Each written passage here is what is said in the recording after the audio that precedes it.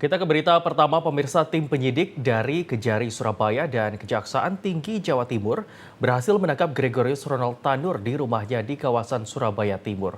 Ronald Tanur langsung dijebloskan ke rutan kelas 1 Surabaya pada Minggu petang.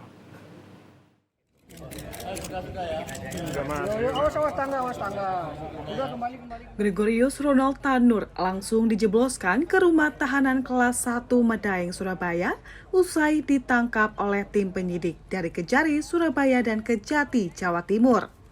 Ronald Tanur dibawa ke rutan Medaeng menggunakan mobil tahanan dengan dikawal ketat petugas kejaksaan. Kepala Kejaksaan Tinggi Jawa Timur, Mia Amiati menjelaskan, Ronald Tanur ditangkap setelah Mahkamah Agung menjatuhkan putusan 5 tahun penjara atas kasus penganiayaan kekasihnya, Dini Sera Afriyanti, hingga meninggal dunia.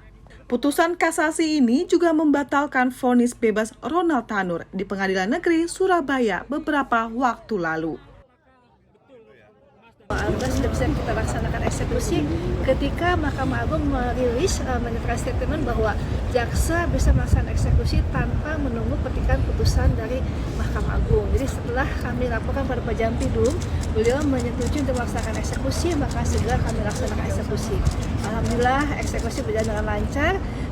Pak Ronald ini, Gregorius Ronald Tanur ini berada di rumahnya. Teman-teman dipimpin oleh Pak Kejari Surabaya melaksanakan kegiatan eksekusi dibantu oleh tenaga pengamanan dari TNI POM, di mana di sini di Komplek Pakuan City Virginia Regency 3 yang bersangkutan berada di dalam rumahnya di lantai 2, dan kami datangi sampai ke lantai 2, bisa kita laksanakan eksekusi pada hari ini.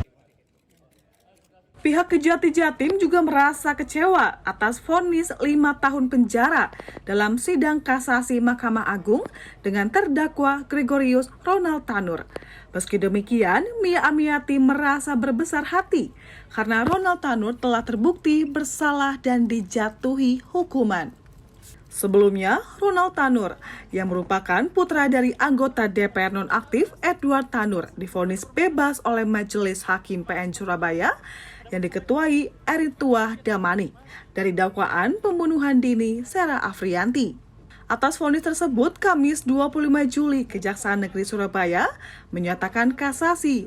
Sementara itu, ayah dan adik Dini Sera, Senin 29 Juli melaporkan 3 hakim yang memutus perkara tersebut kepada Komisi Yudisial atas dugaan pelanggaran kode etik dan pedoman perilaku hakim. Senin 26 Agustus, KAY menjatuhkan sanksi pemberhentian tetap dengan hak pensiun kepada 3 hakim yang menjatuhkan vonis bebas kepada Ronald Tanur.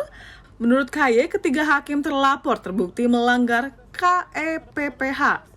Lantas, pada Rabu 23 Oktober, Kejaksaan Agung menetapkan 3 hakim yang memvonis bebas Ronald Tanur sebagai tersangka dugaan suap atau gratifikasi, yakni ED, Arintuah Damani, HH Heru Hanindyo, dan M. Mangapul. Direktur Penyidikan Jampitsus Kejagung Abdul Kohar dalam konferensi pers di Gedung Kejaksaan Agung Jakarta 23 Oktober mengatakan, selain ketiga hakim tersebut, penyidik juga menetapkan pengacara Ronald Tanur yang berinisial LR sebagai tersangka selaku pemberi suap.